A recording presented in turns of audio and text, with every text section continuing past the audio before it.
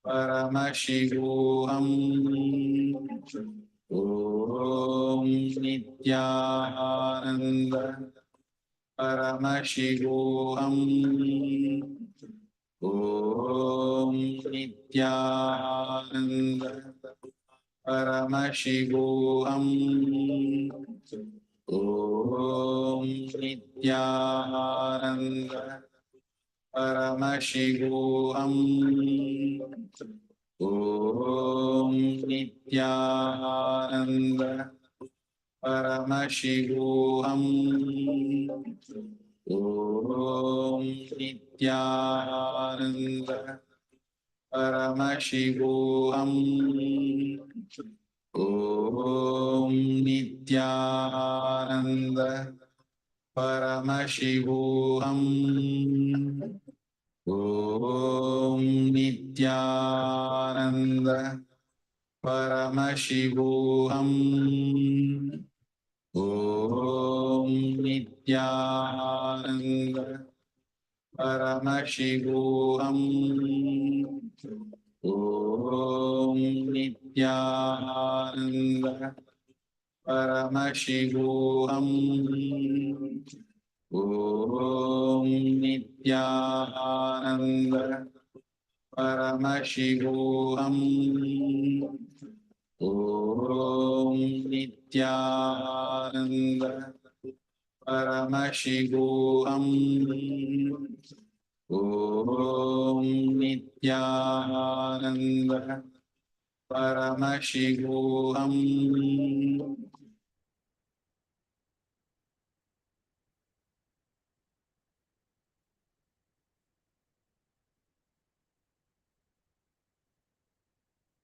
Yes, now please go ahead and share your experience of manifestation.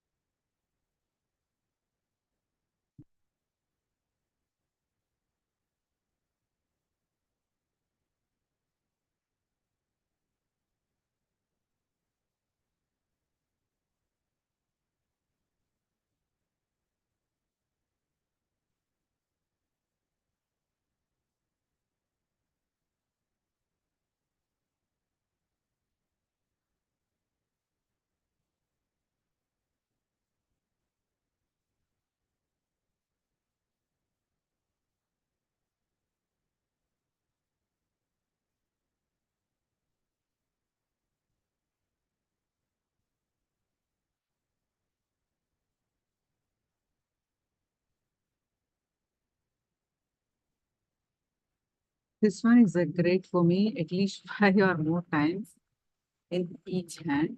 And I can do this all day. And I do it very gently and very slow. Wonderful one. And this time, actually, you can start doing experimenting with eyes closed, and you can start dictating which direction it should fall. You can all start experimenting it. All right, ma'am? It is a normal, good manifestation. Now you are absolutely feeling comfortable. So now we start experimenting two things at one hand, then eyes closed and manifesting it.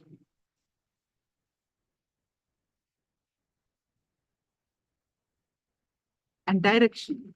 It should fall left side, left, right side, front, back, anything that you command, matter should listen to you. With your power of consciousness, matter should listen to you. So you can experiment next time. See, each one at their own pace. That's why I've been sharing. You decide what level you want to manifest. If you're absolutely comfortable from the hands, we can put the matter on the silicon, meaning on your computer flat surface or foam, and you can start manifesting it. Even that also, after done, you can put it on the flat surface, on the ground. You can put it on a paper and mark the direction, the measurements of circumference. Then, so that you will know, it will not just run, isn't it? It will move a little bit. So you mark the circumference, then manifest that. Then it will move. After the manifestation, again mark the circumference and see the difference, how much it moved. So it is on the, when you put it on the flat surface, without even silicon. The next levels will be, you can break the coconut, seal the coconut. So each level, even though the name is consciousness over matter, you can move on much advanced levels. Yes. Understand, ma? In this one itself, we can move on many advanced levels.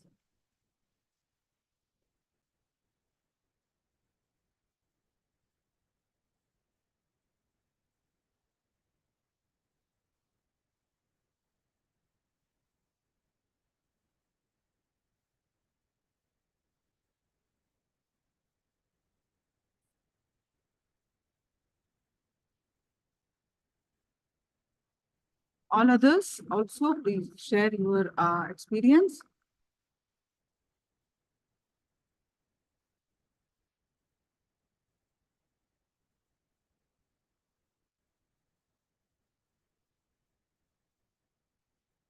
Direction.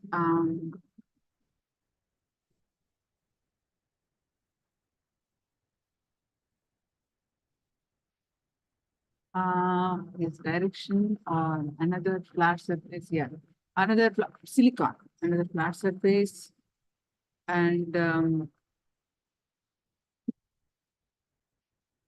yeah, then I'll be able to break coconut. Yes. Yeah. Break coconut and seal coconut. With your power of consciousness, break the coconut. Anything you command, matter should be. Then you can move on to any type of object. Not just the coconut around. If you want to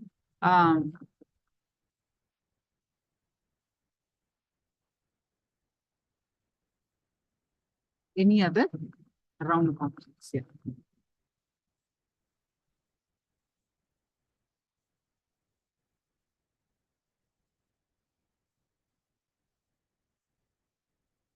Yes, next round. We're doing.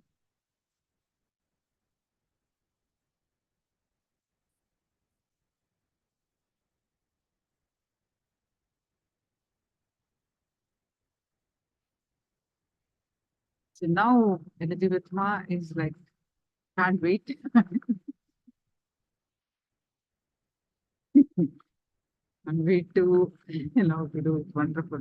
This is the excitement. You are going to manifest more and more. This is the excitement. Yes, celebrate.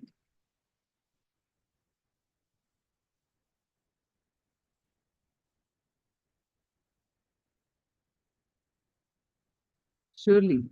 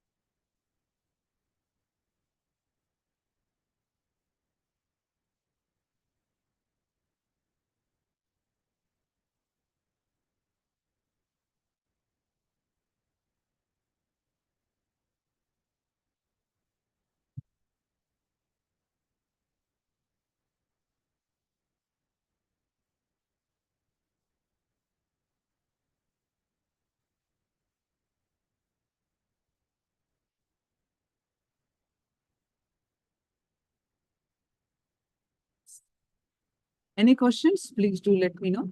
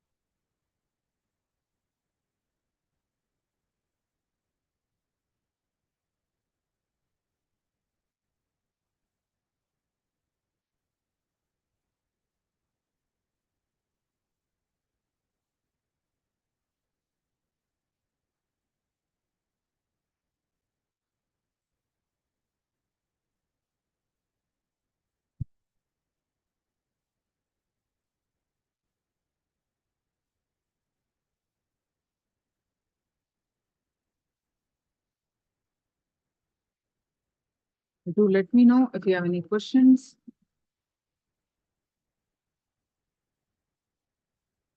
What is your understanding so far?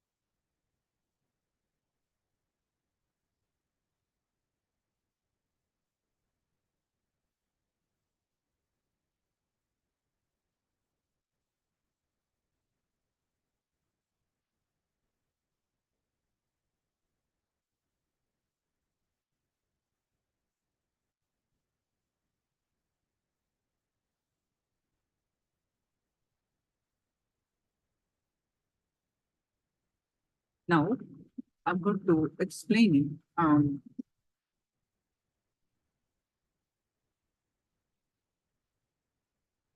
we have been learning about the Kundalini awakening.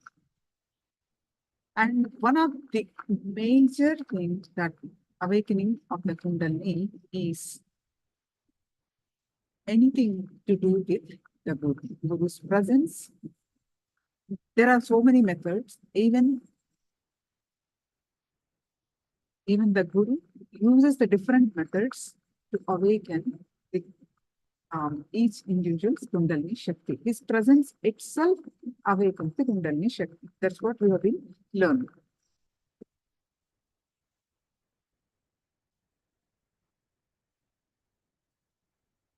The experience that is happening to each individual. Of course, everyone is sure to experience. You connecting with the Guru itself, you are destined to grow. You are destined to your Kundalini awakening. You are destined to live and radiate enlightenment, which leads to experiencing the Paramashivoham.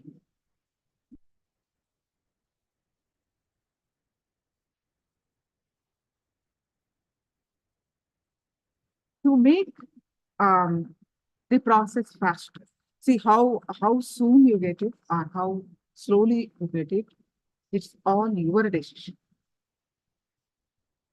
It's all your decision. Some may take, like, even to come to the Guru, I don't know how many lifetimes we have taken. We do not know. Even some of the kids met Swamiji when they're really young, and some of us getting like middle age or old age. It is all, and many people feel, why did Swamiji come to me very late in my life? But we need to understand that it is our decision. Everything is our decision. With the free will, we are deciding everything.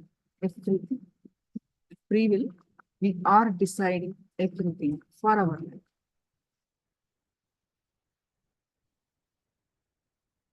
So but all of us, now that we know,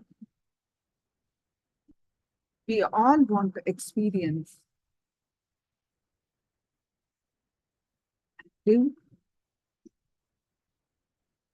the state, space, and powers of Paramashivoham. Experience that eternal bliss. Experience our divine self, Paramashivoham.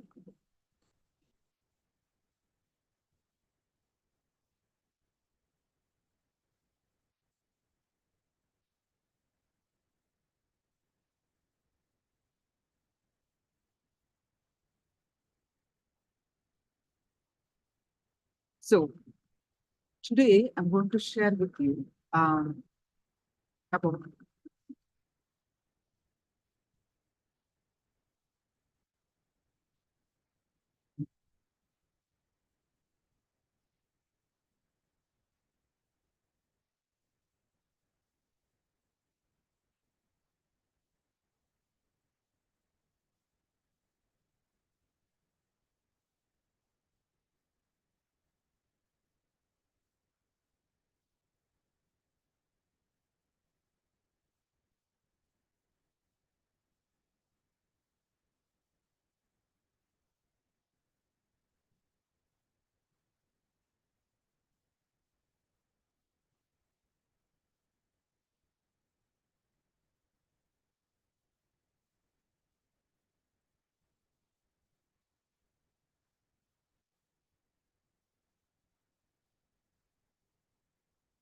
when you sit with a deep devotion with the avatar, what we experience with the deep devotion,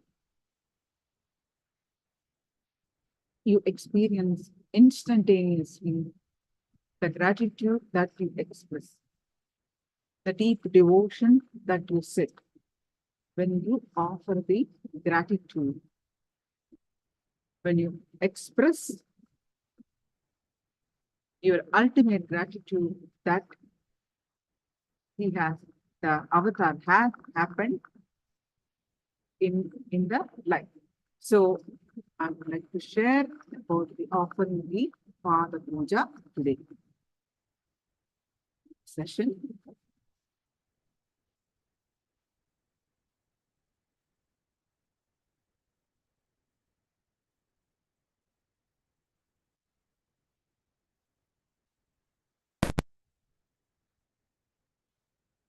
Father Puja, offering the ultimate gratitude at the divine lotus feet of the beloved Guru. Swami raises the quality of our consciousness.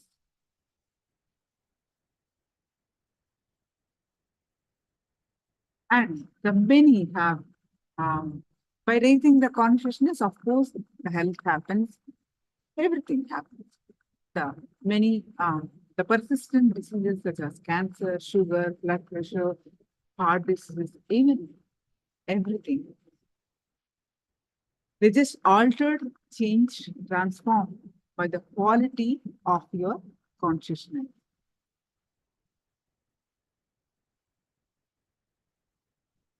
The word, so what is the significance of offering the Pada Puja? The word Pada means the sacred feet in the Sanskrit. Why to worship the feet or sandal? If it is not direct worship to the feet, we worship the sandal, Guru's sandal, which we call Paduka. Why to worship the feet or sandals of the Guru?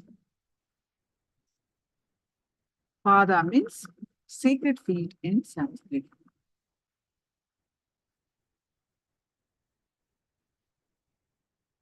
Pada Puja means to honor the Guru in loving devotion and gratitude at his lotus feet.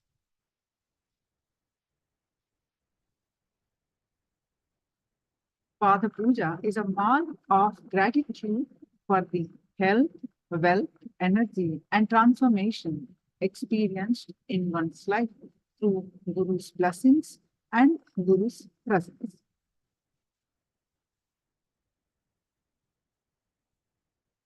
It is an expression of overflowing gratitude.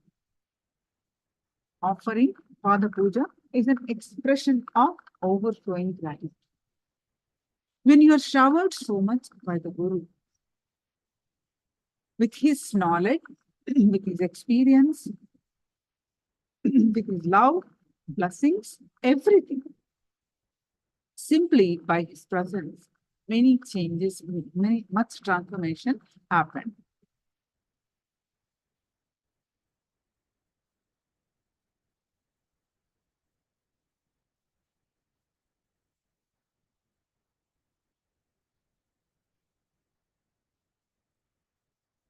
And when you are, see, I just see the comment from the YouTube.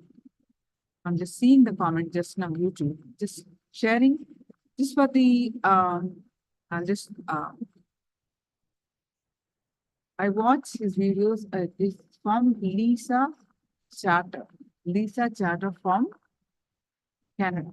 She's saying, I watched his videos for so many years from Canada, and he brought me so much joy and energy. Thank you, Swami. You can go ahead and see in the YouTube this comment. Just now, as I'm sharing, I just saw this comment that I watch his videos for just watching his videos. You can go see this comment. There's so many comments we get to see, right? So this one comment I just fell into my eyes. I watched his videos for so many years from Canada, and he brought me so much joy and energy. Thank you, Swami. Just watching his videos. He's sharing so much of joy and energy. So when you are showered with so much of love, energy, and with overflowing gratitude, you don't know what to do, and you offer whatever you have at his feet. And understand, offering to the Guru at his lotus feet is a tradition. It's a tradition from the Sanatana Hindu Dharma. It is not that why this has to be offered money, or why it has to be, I see, all of you know, you can offer just $1. You can offer, worshipping the Pada Puja. There is nothing like a compulsion, but when you are showered so much, you do not know how to express your gratitude, and you offer the Pada Puja. And there are so many powerful cognitions related to this. And offering the puja to the worshipping the feet of the Guru is shared by Paramashivoham himself in the Guru Gita, the significance of the Guru. It is not something someone shared. No, it is not a Sakshi Pramana. Sakshi Pramanas are there. But it is from Paramashivoham himself. First offered puja by Devi herself, her own husband, but also Guru. Devi herself offered the puja to the Shiva.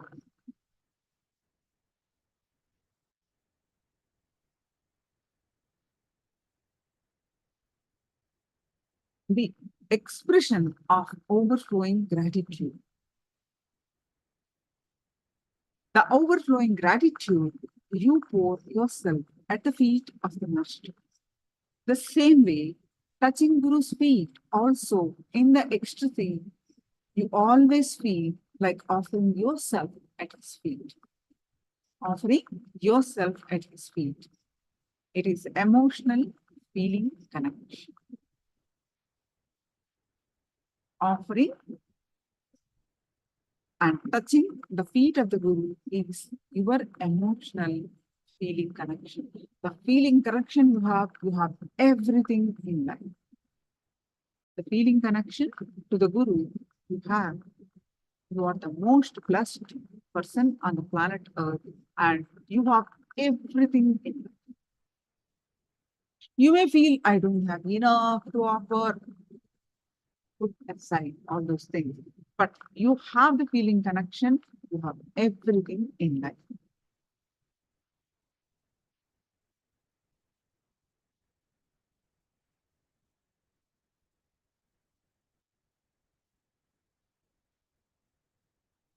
So I was just sharing, right?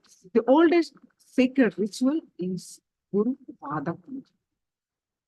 This is the first ritual and oldest ritual is this Guru's Pada Puja. And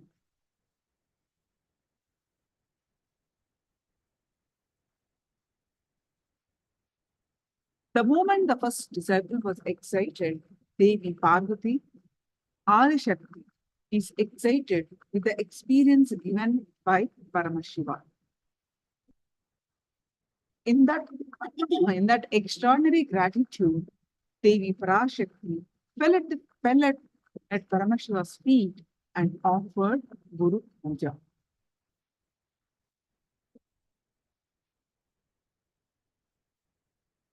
The first initiation is Shiva Sutra. The first sacred ritual is Guru Pada Puja, and the first stotra is Sri Guru Gita. Song Guru Gita is what? The song of the God.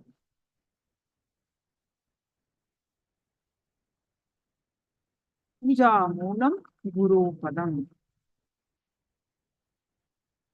From the Guru Gita, meaning the sacred scripture, Sri Guru Gita, Paramashiva recollects to Devi the original root of worship is Guru's feet.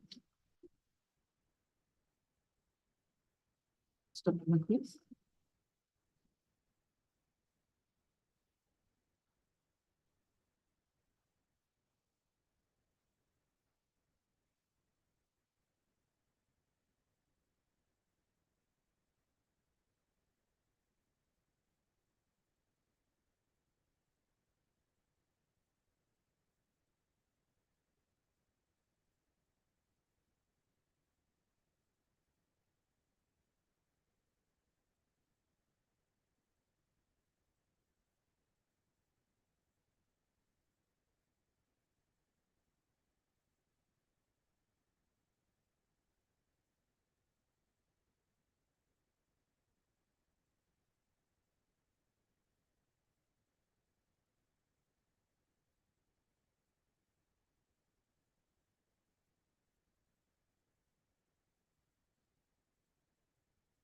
In the sacred scripture, Sri Guru Gita, Paramashiva recollects to Devi, the original root of worship is Guru Padam. That is Guru's feet.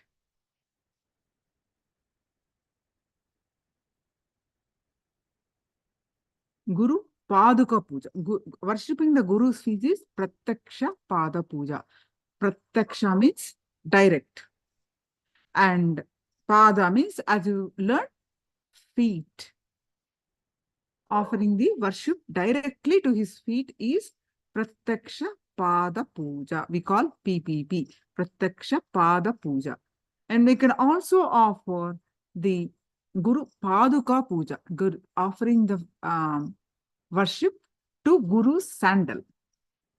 So there is this beautiful story how we worship the Guru's Paduka Puja. Paduka means sandal, Guru's sandal. Is it clear the difference?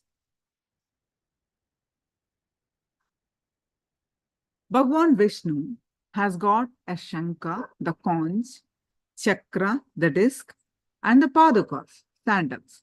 See, if you have seen the Bhagavan Vishnu, he got the conch and, in the right hand, he had this disc where it's a weapon, Sudarshana Chakra. It's called Sudarshana Chakra. It's a weapon, basically. If he wills and leaves the chakra, it never come back without, doing his purpose. It is so powerful. So right hand he wears that, and left hand the conch, and he has 4 hands, right? So, and one is blessing, Abhaya, and one is Varada, the blessings, the boons. And he wears the Paduka, sandals. So Bhagavan Vishnu usually would leave his Padukas outside his bedroom and go in to rest.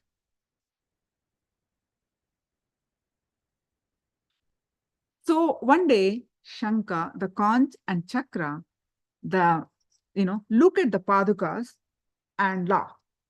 Understand, all these are energies. Okay, so they laugh at him. See, you may carry Bhagwan all day long, but when it comes to the room, you have to stay out and we will go near. You are not really at Samipya. Samipya means close to the Lord. You're not, so you are carrying him all day, but you are not really close. We are the ones who are with him 24/7. The Shankha and Chakra continued. For the 12 hours in the night, you are out. So you have only half Samipya. So meaning Samipya means closeness to the Lord. You have only half. We are 24 hours, we are close. We are with God, and you are only half. So listening to this, so they insulted, basically.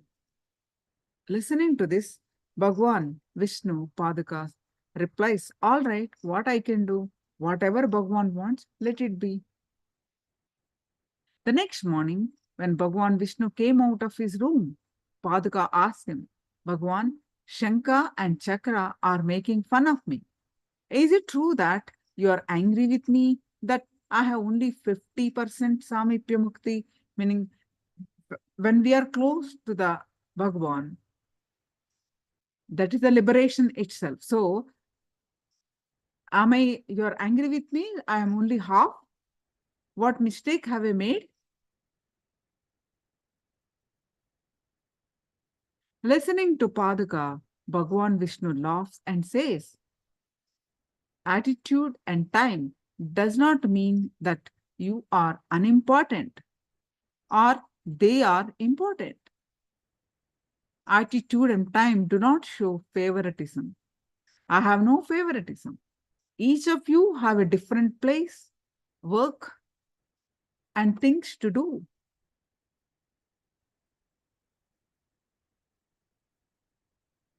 Bhagwan Vishnu further explains, by worshipping Shankha and Chakra, people cannot get mukti, liberation. But Guru Pada Puja gives enlightenment. But by worshipping my Paduka, people can get mukti, the liberation. Paduka worship can give enlightenment.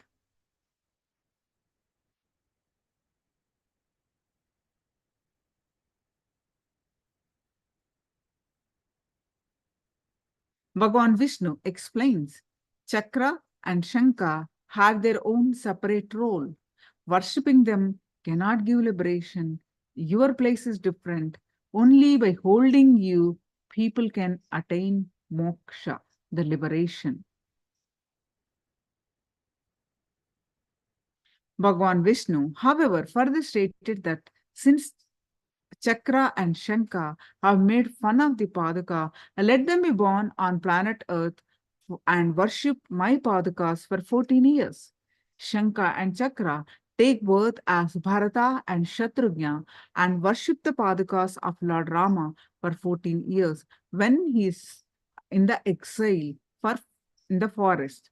Lord Rama's story, if you know, to keep his father's word, he went for exile for 14 years. And Bharata bring as a representative of bring his padukas and worship him for 14 years and rule the kingdom. So surrender to Guru's pada. The glory of surrendering at Guru's feet is great. They provide protection against great diseases, great disturbances, great evils, great fears, great calamities, and great sins.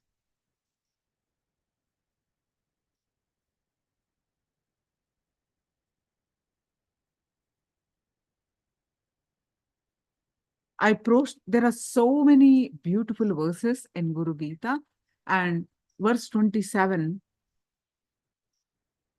I prostrate to that Guru whose 2 lotus feet cause the removal of all miseries, incompletions, and sufferings arising out of the delusion of separation and dual opposition, the feeling of dual existence, and who saves and carries one over beyond the ocean of worldly existence and a repeated birth and death. Pada Puja impacts longevity. During Pada Puja, experience of gratitude, love, and appreciation. You feel so connected to the Guru. You raise your consciousness. The DNA responds by relaxing and length become longer. This just simple feeling love for 1 hour during the Pada Puja becoming longer increases life by at least 130 years.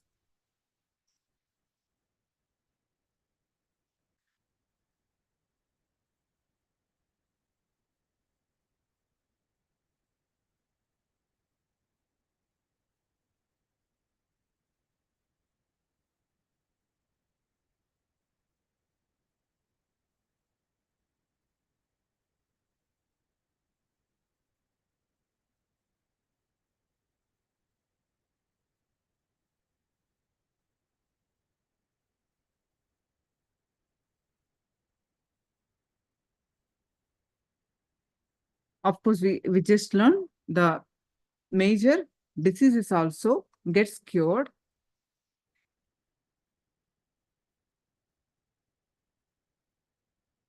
And transformed by the quality of consciousness. Naguroradikam, it is one of the verse from Guru Gita. Naguroradikam, Naguroradikam, Naguroradikam. Shivasasanataha. This is Shiva's order.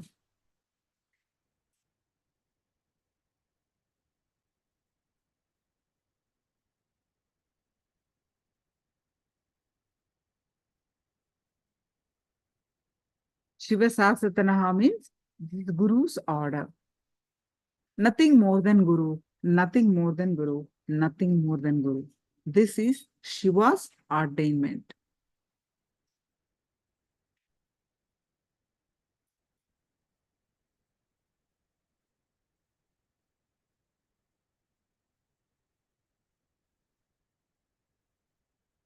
Anything can be missed for the sake of Guru. You will have Guru and what to miss for the sake of Guru. Guru should not be missed for anything, because then you will neither have Guru nor what for you miss the Guru. You do not have both. So when Guru takes over, he gives you Guru and all the best things of life, all the good things of the life.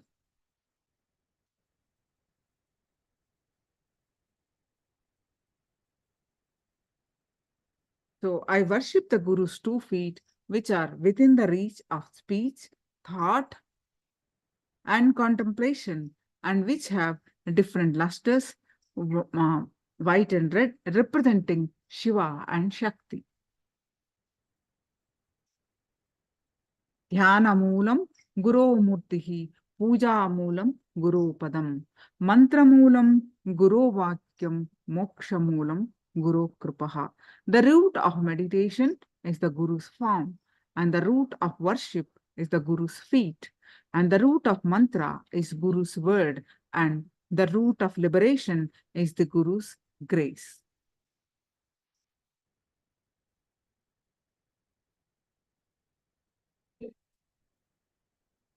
So for those of you who,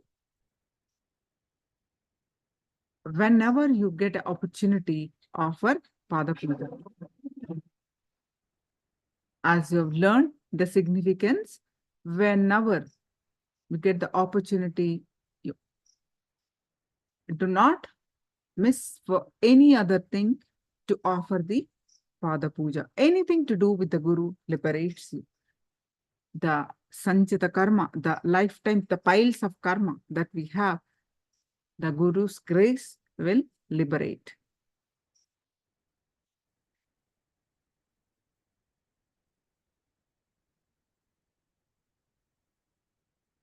Any questions, please do let me know. Any sharings, do let me know.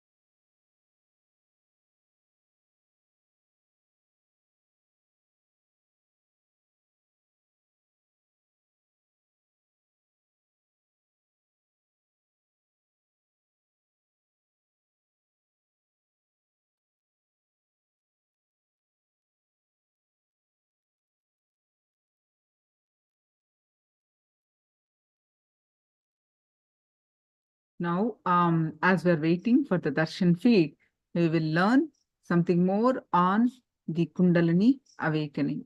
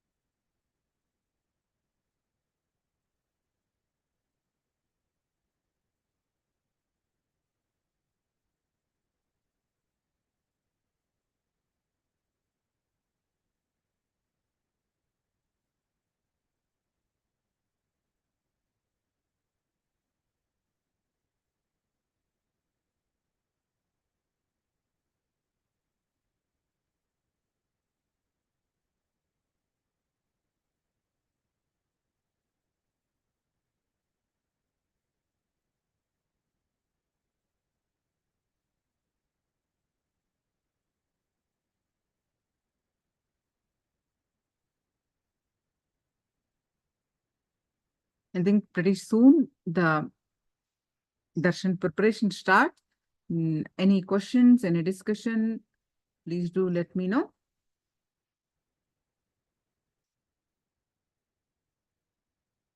It's actually about time. I'm just waiting. Shukrendrananda, it started, ma? Darshan preparation.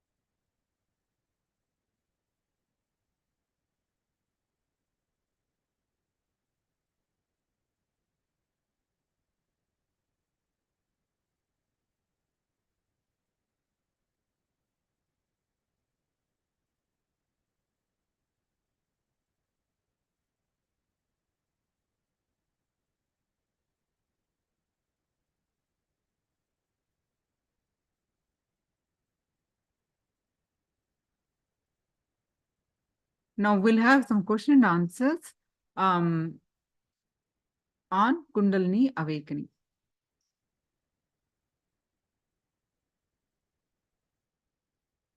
I will pause this the moment I see the preparation, darshan preparation starts.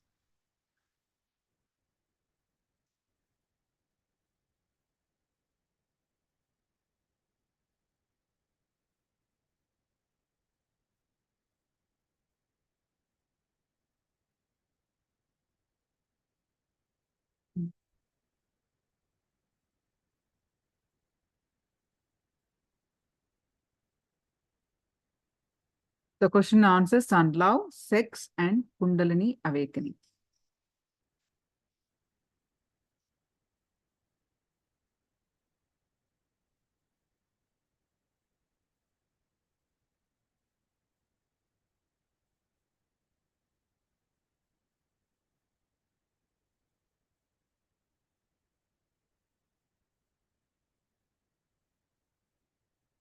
Park. LA, Dallas, Juarez, Mexico, Vancouver, and all other individuals who are sitting with us, and small satsang groups who are sitting with us through the NTV. I welcome you all with my love and respects. Before entering into today's subject, satsang, I'll answer some of the questions. I'll respond to some of the questions.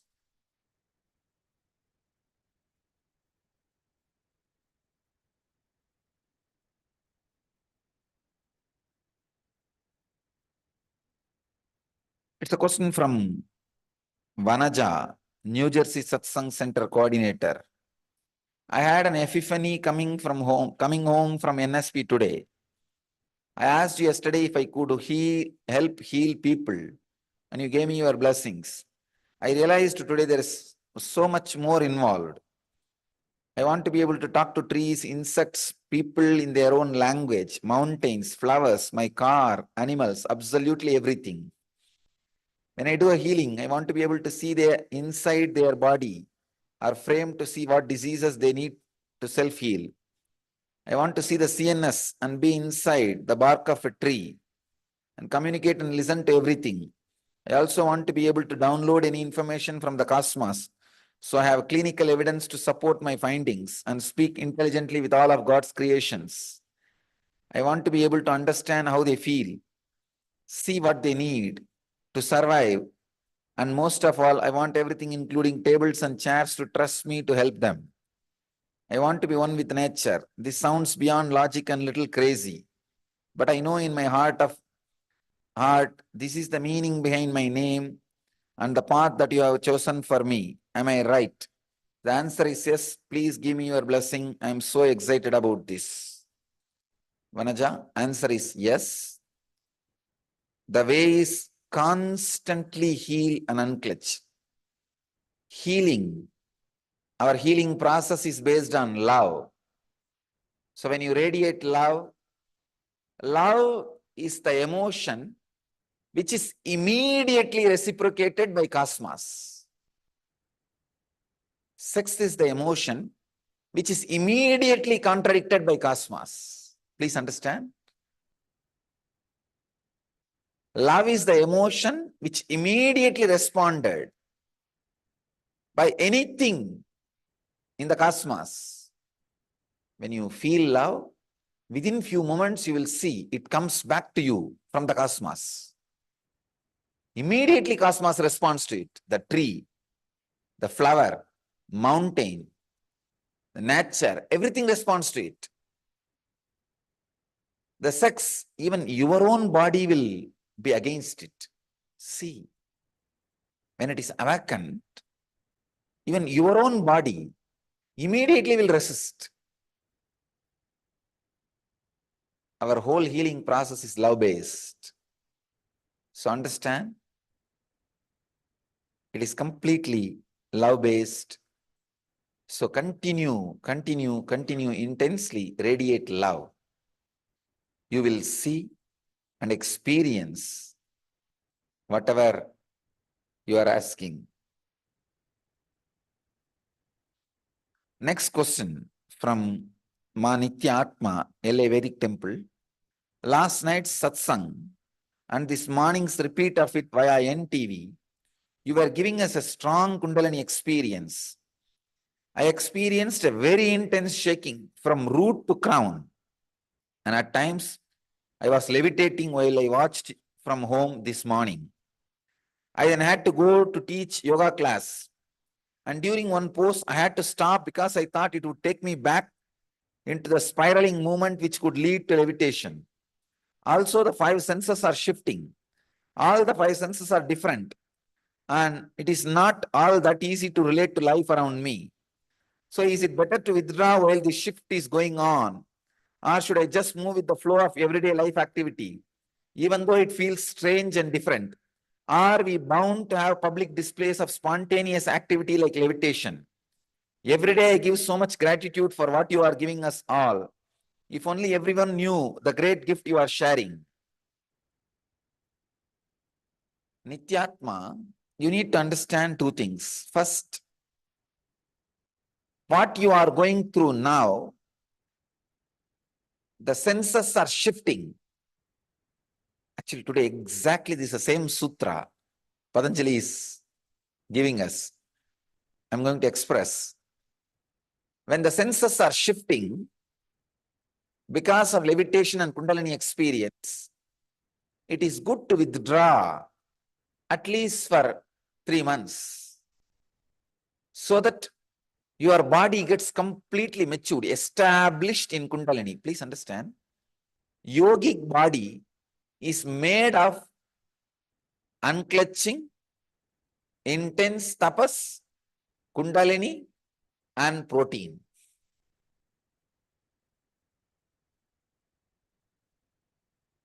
When you are going through this levitation experience, unclutch as much as possible. When you are rajas, means the restlessness is exhausted by unclutching. When you are feeling tamas, take up intense bodybuilding activities like yoga or weightlifting. Confuse the muscle by infusing the sweet pain of yoga and weightlifting. The third, very important thing, bring joyful, blissful mood to your muscles again and again by the Kundalini awakening. Please understand, whenever your Kundalini is awakened, when you experience levitation by the Master's presence, all your muscles feel joyful, ecstatic, blissful. That is why, even if you have 1 dose of Kundalini experience, you can call 1 dose means maybe 10 minutes of the Master's presence. Next, at least 72 hours, 3 days, that will go on be staying in your muscle memory. Means your muscle memory, muscles are being soaked into the honey. It constantly stays inside you. So please understand, let your body be built